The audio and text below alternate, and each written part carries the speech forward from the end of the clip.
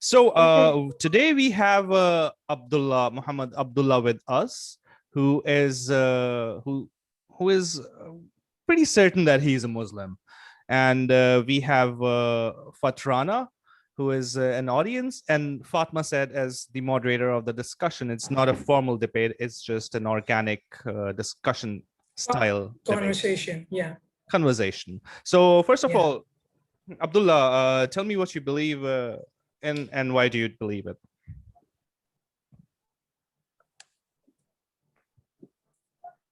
I believe in God, Allah subhanahu wa ta'ala. Which one? Allah. Oh, okay. And why do you believe it? Do you believe him to exist and real? What do you mean by existing real? Without any doubts. Yeah, I feel it. You feel it. Okay. So Yeah. can you justify Allah's existence?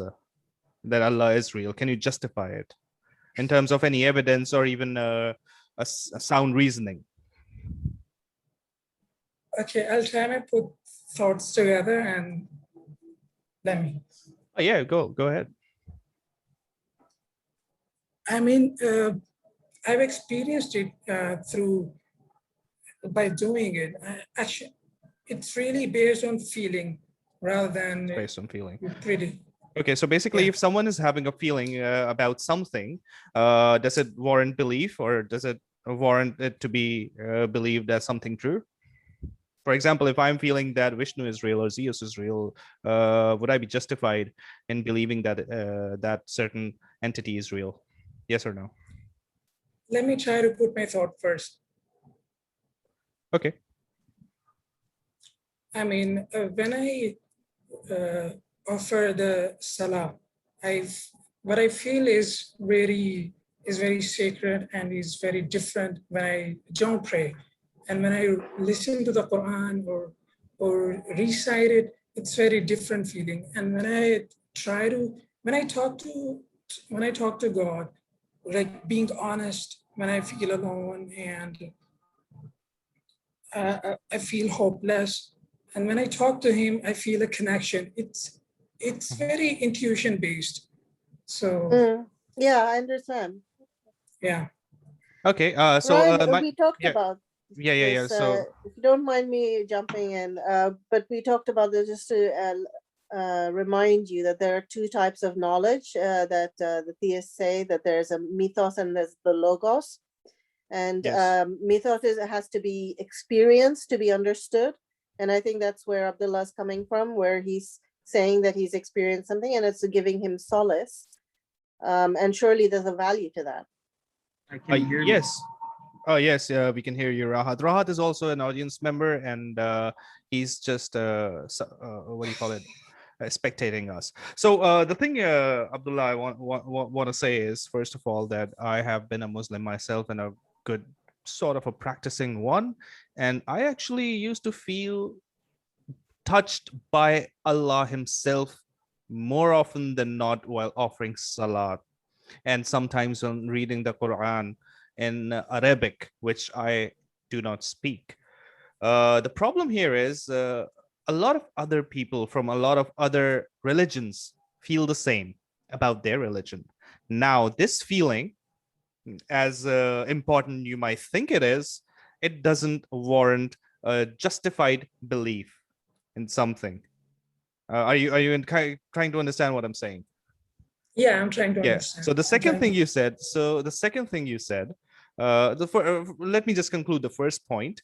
It's because of the brain chemicals, like the chemicals in our head, feeling us emotionally attached or connected to something. And what I'm trying to say here is that those emotions do not lead us to the truth alone. We need more than just that. The other thing you said, you talk to God. So you talk to Allah. So like, how did it happen? Like Allah actually came in front of you in some form and talked to you, or did you actually heard voices, audible voices? Like how? I want to know the procedure of you talking to Allah. I mean, he doesn't come in front of me in a specific form, in a specific shape. Mm-hmm. I just talk to him. And when I'm outside in nature, for example, when I see grassy places, trees and plants, and when I see the skies, stars, Hmm. moon, and the sun, I just feel a connection because, as I said, I'm very intuitive. Look, I'm talking about No, no, talking to God. let him, okay, yeah. No. He's rooting off topic here, so that's why I want to keep it on topic. I'm talking about you talking to God. I'm not talking about the evidence and what you feel. You're seeing the stars or anything else. I even Yeah, feel spiritual. I've Talking to yeah, I God. was Tell me building, more about that. I How do was you building communicate with towards. God? I mean, Umar, you said you asked, do you see him? So I was building towards that. When I see nature, Mm-hmm. I feel his reflection, in a way that Mm-hmm. I feel that connection that, yeah, there's someone.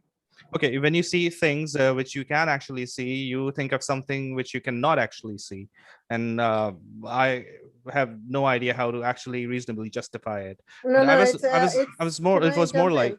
Okay. yes, I want to sort of stand, Steelman. talk on behalf. Yeah, exactly, Steelman here. Hmm. And basically, what he's saying is that he's able to access a certain type of intelligence that is not basically logic or reason, but it's intuitively based.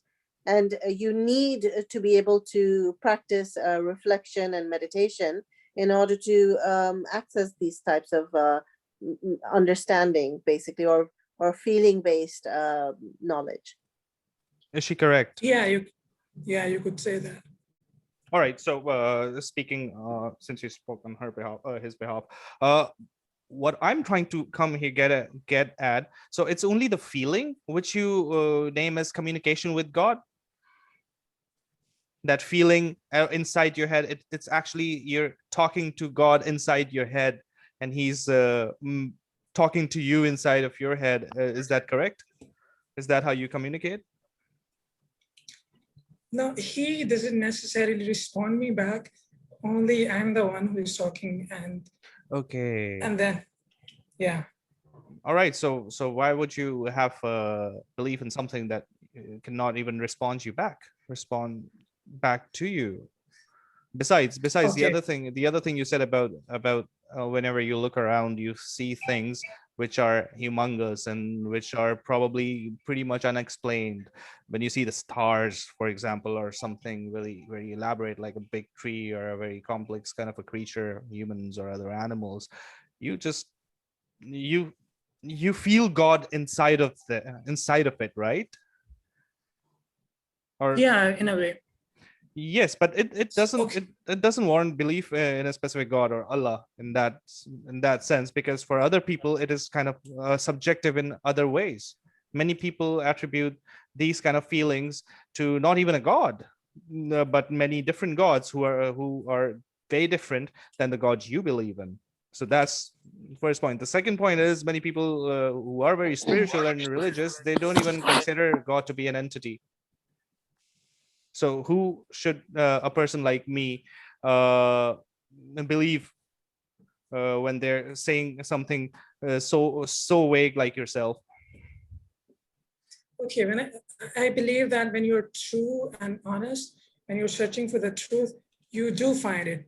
I mean, you can go through different phases, but towards the end, at some point, you reach that truth and reach, yeah, you reach that truth, you find it. And I'm just probably through that process, I believe. So basically, you're just saying you're putting it on faith, aren't you? If you have faith enough in yourself that you're true and honest, you'll eventually get to the truth. Yeah. But it doesn't I work like that believe in the that. real world, does it? It doesn't work like that in the real world, does it? Because in the It real world, does. different people. No, it doesn't. I know why. I'll tell you why. Because it's very, very contradictory. And how it is contradictory? Because other people will have other subject based on their mindset. They have other degrees of honesty, and they're honest in their belief as well. They're honest in their faith as well, and that faith may be totally different than yours, and they would reach to a conclusion which they think it's true is true, would be extremely different than the conclusion you made about the truth. So it doesn't justify it. You can claim things about, well, I'm honest enough and I see God, that's why I was able to get to him. But it only talks about your subjective belief to begin with. How would you how would you tackle this problem, this conundrum? Yeah, I'm listening to it. I'm thinking.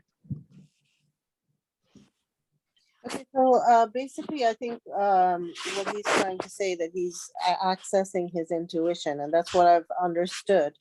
And Jung describes intuition as something that does not say what things mean, but sniffs out their possibilities. And so it's a means by which people come to some kind of a subjective understanding about things. And it's obviously giving him some solace from oh yes, yes, I do existential agree. I do difficulties. agree. It does provide some sort of solace and a sense of satisfaction in the grander scheme of things. Yeah, so the But again, it doesn't question warrant. here, It the, doesn't warrant a justified yeah, belief. sure.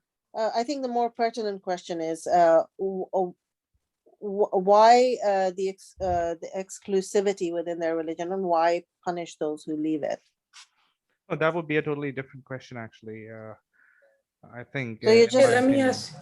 Yes. Excuse Yes. me. Let me ask you, Umar, a question. That Mhm.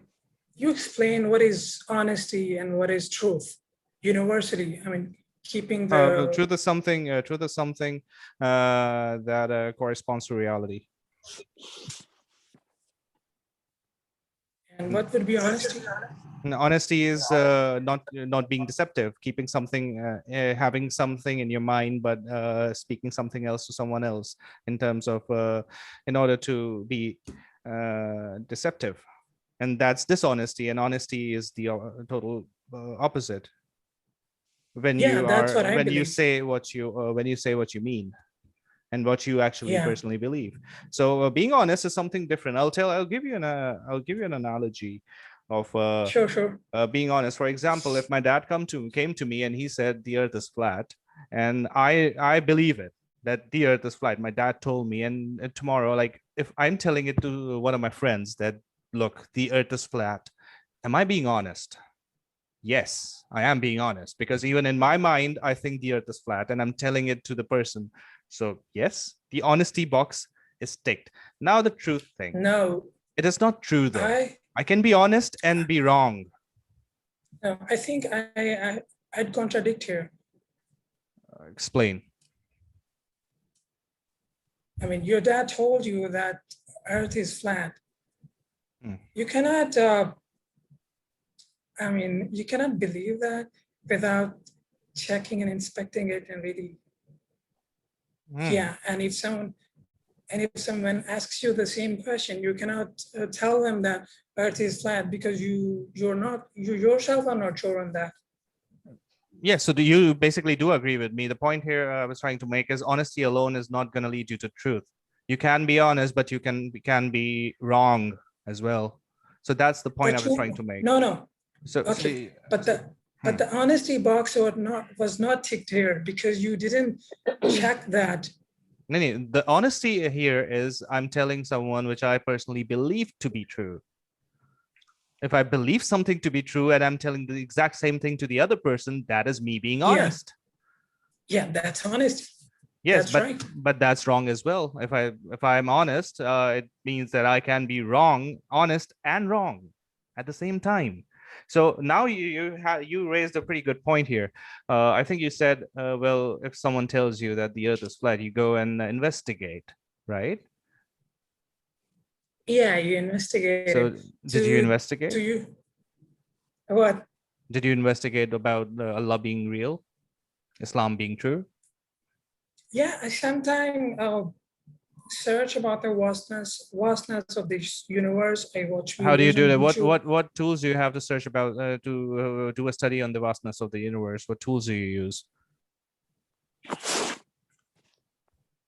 I was listening to a lecture that was very visual. some Okay. days ago, Okay. and he would explain how this universe. I mean, he would talk about our galaxy, and then and then there are so many other galaxies as well, and then clustered and this and that. And he would talk about, uh, I mean, the number of skies from Earth to one sky to the first sky. It would take 500 years to reach that, and then from first to the second, it would again require for you to 500 years required for you to reach to that, and in the same fashion. And then when you read the seventh sky, you would say that there is the kursi, and then and the kursi is was very bigger than those Wait. Hold on. these You said when you reach the seventh star. Which specific star are you talking about? And what do you mean by kursi? sky.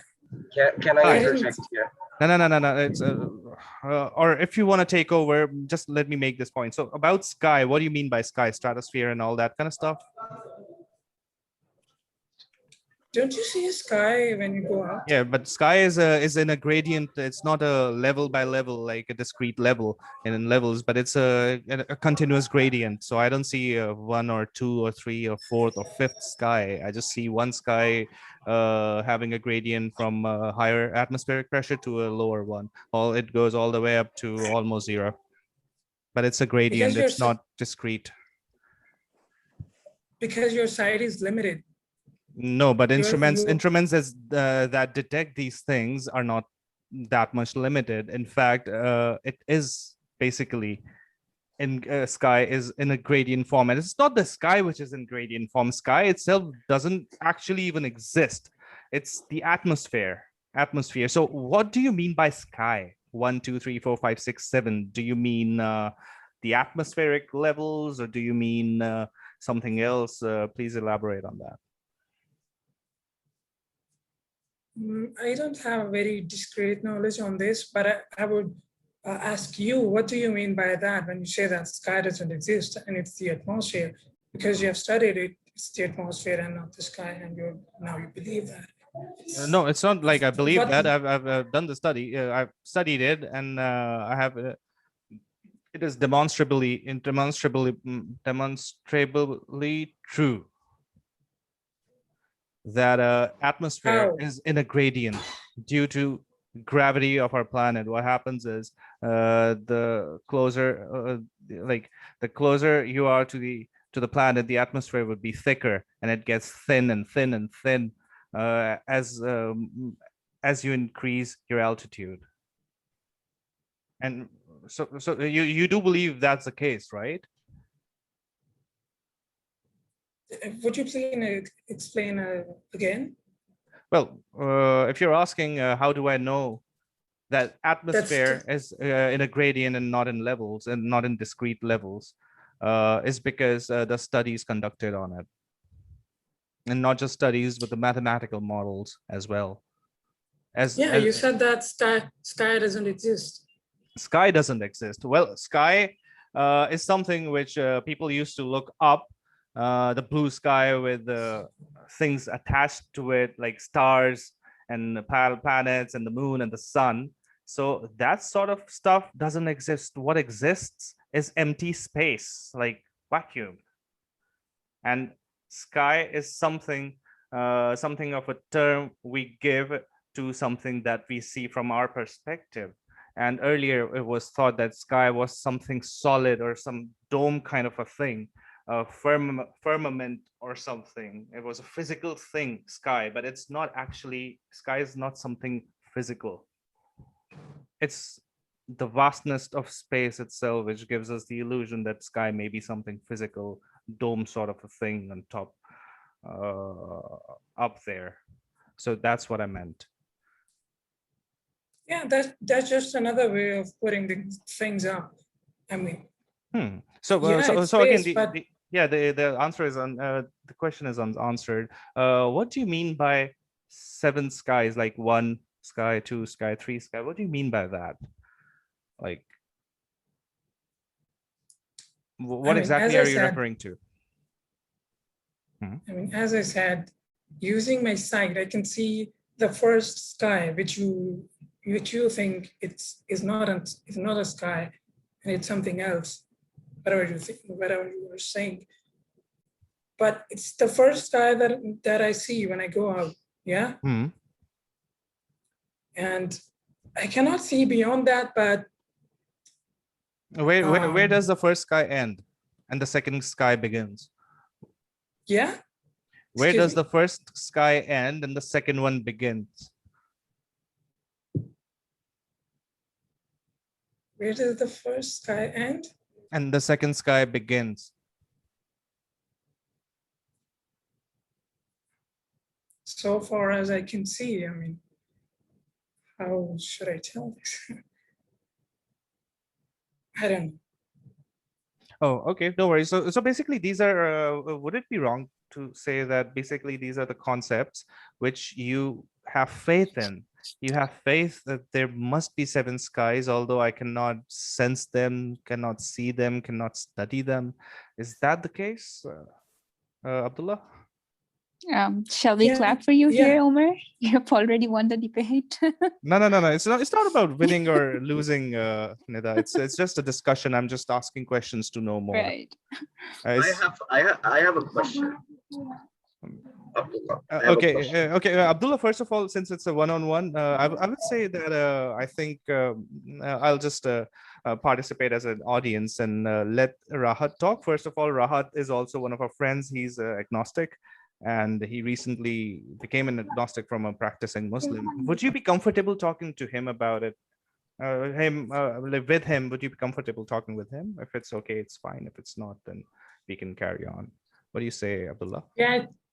Yeah, it's okay, but I want to declare something. Okay, yeah. Want to make it clear Yes. that, I mean, I'm not an authority and I don't have enough knowledge, all right? I'm just like you, figuring things out. And I've been through phases. Some, it's a very casual conversation. You cannot take anything. Yeah. Yeah, of course. Definitely, yeah. So it's not a Yeah. debate or anything. It's not about winning or losing. It's just a conversation. So I'll just give it up to Rahat, and you guys carry on. I'll be just moderating because I think Fatma got disconnected, and I'll be keeping time as well because after like 15 minutes, the conversation would automatically end. So off you go, guys. Yeah, I mean, I'm not here Thank you. for a very long time. I might go off any minute. So I just have one question about this seven sky thing. I think you're referring to the seven heavens that are referred to in the Hadith, right? The seven heavens, the first heaven, then the second heaven, which has a distance of 500 years, the third, the fourth, the fifth, the sixth, the seventh, and the kursi, and then the Arsh, and on top of that, Allah, right? So Yeah. my question to you is, yeah, this video is on the channel. Rahat, please excuse me, Rahat. Yes. Can you speak a little louder? Yeah. Am I loud enough? No. I have a little trouble hearing you. Guys, can you hear me clearly? Everyone else. I can. Yes, Rahat, I can as well. Okay, great. Abdullah, can you hear me? Yeah, I can hear you, but I was just saying, can you please speak a little louder? Oh, okay, yeah, sure. Is this better now? Yeah, I think slightly. It's okay. Okay, so this distance that you talk about, a distance of 500 years from one heaven to the second heaven, right? How do you get this number? And on what speed? And on what speed must you travel to reach the second heaven in 500 years? Probably the speed of light. How do you get this number, 500 years? Is this a consensus that people who study the universe, the cosmologists have come up with, or is this just a mere assertion? Is it just I'm sorry, you're cutting in between. Oh, is this figure 500 years Is this something cosmologists have agreed upon? Is this 7 heaven level, first heaven, second heaven? Has this been agreed upon by cosmologists? How do you get this figure of 500 years? That's my Okay, question. I'm not, okay, I get you. I'm not sure about this, if cosmologists agree upon this or not. As I've said earlier, that I saw a video and I can play it right now if you ask me to. But here's the thing, you are Yeah. basing your worldview on something that is unfounded, to be honest, because nobody credible has come up with this figure. It's just you listening to this, you thinking, oh, this has to be true, therefore it's true. It's like my dad telling me that beyond the universe is a pink unicorn, right? Or outside the universe is a pink unicorn. And there's no way to verify that. You're just taking his word as it is, and you're thinking that that's true. But it's not. Do you get my point? Guys, just to let you know, only 10 minutes are remaining. Yeah. Carry on. First off, I just want to mention that Rahat, your voice was dropping in between, but I think I get the idea what you are saying. How do you believe that this is not the case? Let me ask you this. No, I asked you the question. You should first answer me before asking me a question. Isn't that fair? Can you please type it? Your voice is dropping. Oh, basically what he's saying, I'll try to take it from here. Yeah, Ryan, you take it from here, because I think my connection is as. Yes, maybe there's some kind of a disruption. Anyways, what Rahat was trying to say is that you're merely basing your beliefs in hearsay, whatever someone said, and you're basing your beliefs on it. It's and there's no evidence backing it up. And besides, he gave a good example. For example, it's just like Rahat's dad telling him that there's a pink unicorn outside the realms of the universe. It's just like that. Believing in that, it's just like believing in what you're believing. 500 years for light to travel from one sky to another. Okay, I get your point. I didn't say that I believe that. I mean, I've already told you that I'm just exploring it. And this is a casual conversation. You asked me and I put up. Oh, yeah. I put it up as I've heard it from someone. And yeah, I have yet to check it and verify it. But let me ask you a question here, that how do you believe something? I mean, how do you get the knowledge then? You asked a very good question. You said, how do you know it's not the case, right? Yeah. So this is the thing here, and I think I can speak for Rahat as well, as much as I know him, that we are like, Rahat is not asserting, and neither am I, that this is most definitely not the case. You know why? Because these claims, a pink unicorn being over there, or Allah Ta'ala existing outside the realms of the universe, is an unfalsifiable claim. We as humans cannot falsify such a claim. And we cannot claim that there most definitely is no God. Just like we cannot claim there's most definitely is no pink unicorn outside the realms of the universe. This is the thing with unfalsifiable claims. But the problem again here is the burden of proof is on the person who make those claims, not the person who's asking you to justify them. And I'm not attacking or anything. I'm just having a conversation. I'm just trying to tell you how what the burden of proof is, what's meant by unfalsifiable claims, and all that kind of stuff. So how do you find that to be?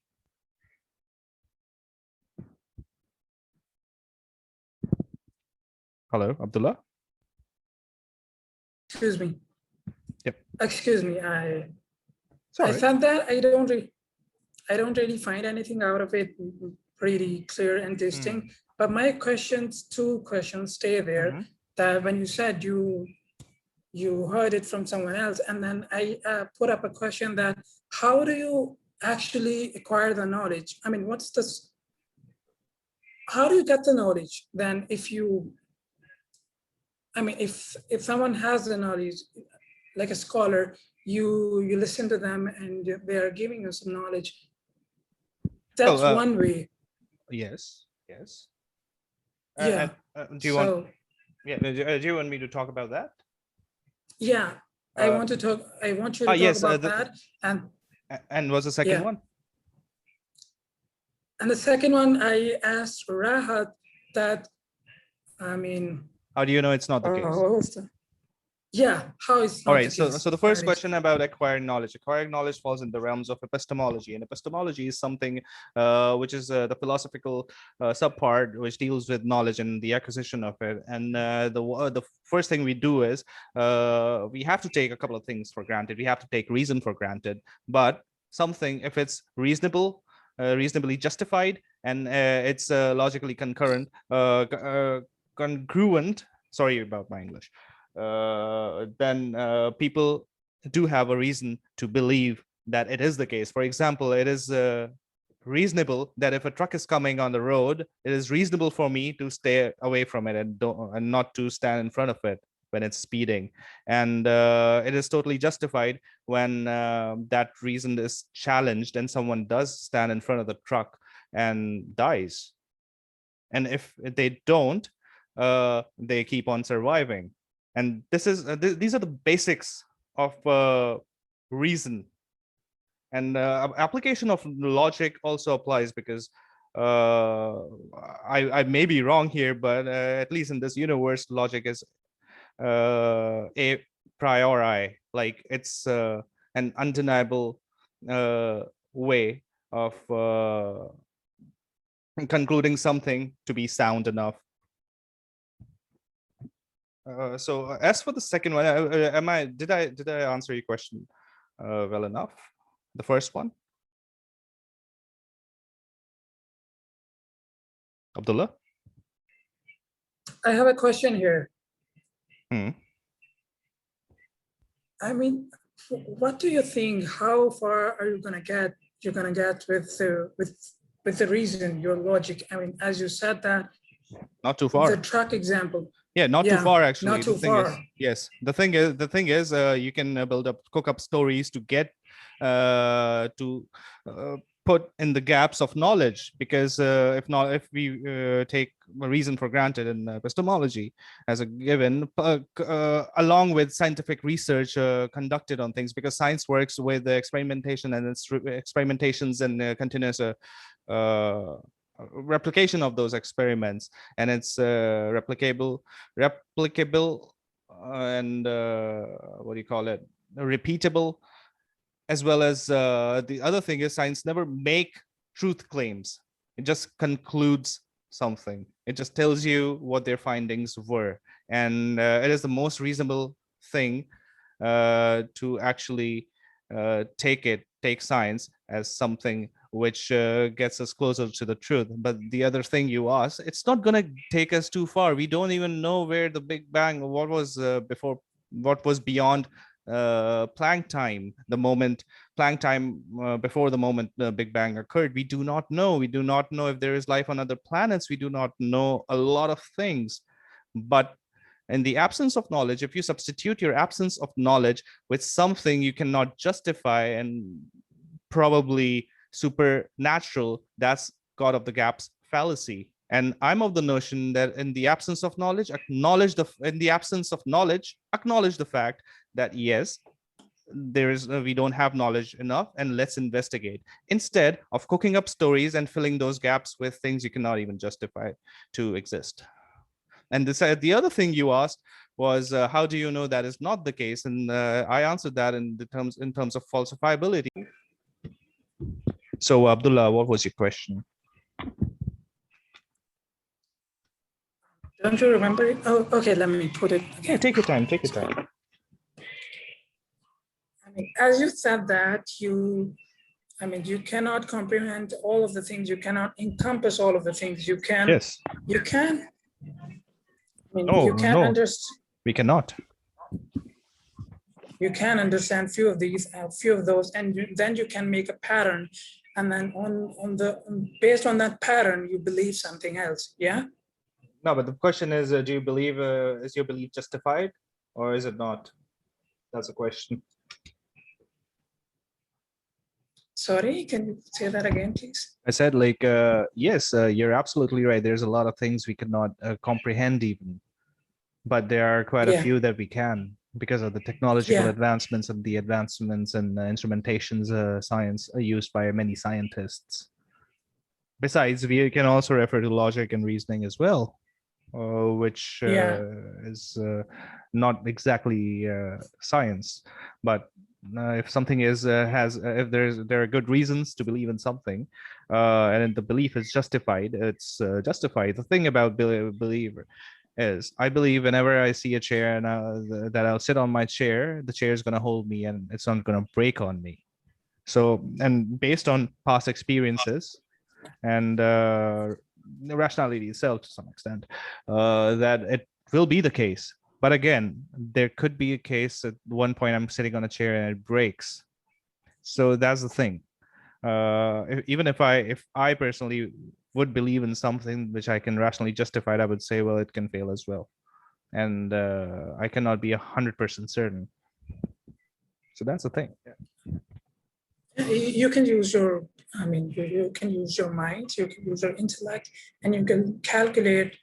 I mean, you can see the strength of the material and how it's holding you up, and the support system, and then you can draw an analogy or a conclusion, or you can make a pattern that you can hold things like that, and how strong should be the material that's holding, and what you can put upon that.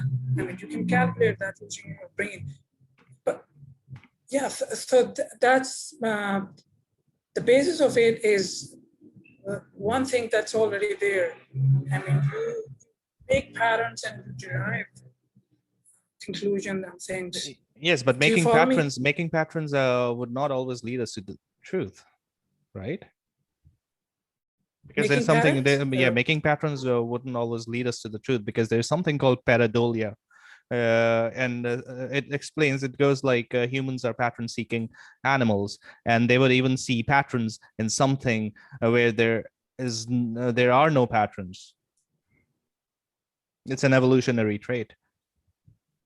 So it's not justified. You need more than just a recognition of a pattern or something. You need more than just your intuition to get to the truth. Yeah, you do need more than your intuition. I mean, I'm saying that you use your intellect, you use your rationality, you use your reason. Yeah. True. Yeah, logic and reason. Yeah, that's true. I mean, there can be different ways towards ending up at some point. I mean, you can use your logic. You can also use your intuition as well. I mean, that's one way. Yeah. Well, intuition doesn't lead us to science. Doesn't lead us to truth. In such of a better way, is inconclusive more often than it's not. Because of the differences we tend to have with regards to our intuition. Sorry, can you come again, please? I mean, you said that intuition and feeling is not very reliable, and I just commented on that because of the differences we tend to have with regards to our intuition and feeling. Yeah, so we need something else as well. We need something better, don't you think? Yeah, I agree on that. Yes. So yeah, it's a good thing that we both are agreeing on the fact that intuition and feelings are not sufficient to justify true belief in something. So we are pretty much on the same page. Yeah, let me have a say on this, that intuition could be enough for your own self, but it might not be enough, I mean, universally for all of it. Enough in a sense that leading to truth. For example, it actually happened to me last night. There was a guy following me at night when I was coming back from after buying myself alcohol, and it was a long alley, dark alley, and my intuition was that this guy is gonna rob me, man. He's a fucking robber or something. And when the guy passed by, he was my neighbor. I actually knew. He was like, "Hey, how's it going?" And I was like, "Oh yeah, thank God it's you." So my intuition alone didn't lead me to the truth. The truth was that guy was harmless. My intuition said he was not. So that's the Now, point I'm kind of okay. making. Yeah, but now there could be different tiers of intuition. I mean, now there could be different shades of intuition. Correct. Do you follow me? But my intuition was based on something that actually does exist. So I would put my intuition in a higher category than someone who would base their intuition on something that they cannot even demonstrate to exist. It also goes back to, it relates to your past experiences as well, I guess. Yes. It does. Experiences, but experiences of what? Experiences of the real, objective, like the real world around us, or past experiences of feelings, or past experiences of other intuitions. Because if I already have this intuition of this guy following me, and in future also I based my intuition on this same intuition that came to be false, that wouldn't be justified at all. But if I base my past experience, if my past experiences are of something material, for example, sitting on a chair, I've always sat on my trustworthy chair, and it always held my weight. So it is reasonable, it's reasonably sound to conclude that, again, from my past experiences, if I'm going to be sitting on this chair, which actually does exist and I can demonstrate, it's going to hold my weight again. So I think that is kind of justified. But again, that's also not entirely true. For example, the chair could break.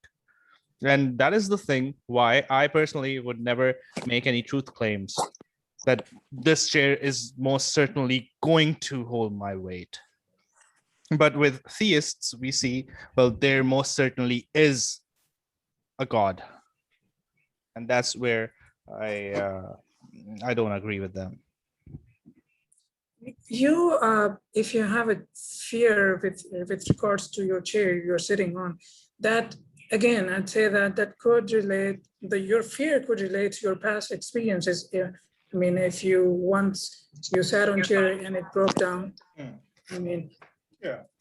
And also that guy that was following you, you thought he would come and rob me off. It could also, yeah, this could too, I mean, relate to something from your past that you experienced like that someone was, or you actually saw it happening with someone else on the street. So it kind of stayed there in your head, and now when you're at a certain time moving down the street, it suddenly pops up in your mind that this guy is going to rob me off when he reaches me. A very good point, and I do agree. Yes, past experiences do play a very huge role in your worldview, and how you think the world works. And yes, I don't think we have a disagreement on that. And well, I think we should conclude it here, because we do agree on the fact that yes, past experiences do shape our the way we look at the world. And yeah, yes, any last last comments? They help in developing your worldview. True, I agree with that. Yes. So sometimes your experiences can be authentic, they can be fair, they can be true, but sometimes they would not be, based on the energy that you would exhibit on that certain time. So sometimes they would be justifiable, and sometimes they would not be. So you'd have to unlearn those oftentimes, or sometimes in Sometimes, your life. yes.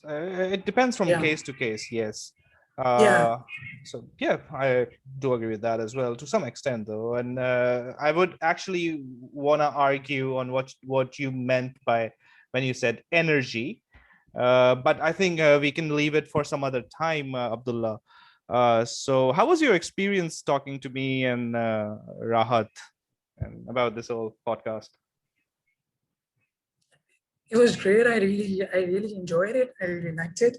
Yeah, I thank you so loved it. much. I loved it. In fact, you had some points which I really liked, and I agreed on them. So I would say that's pretty fruitful.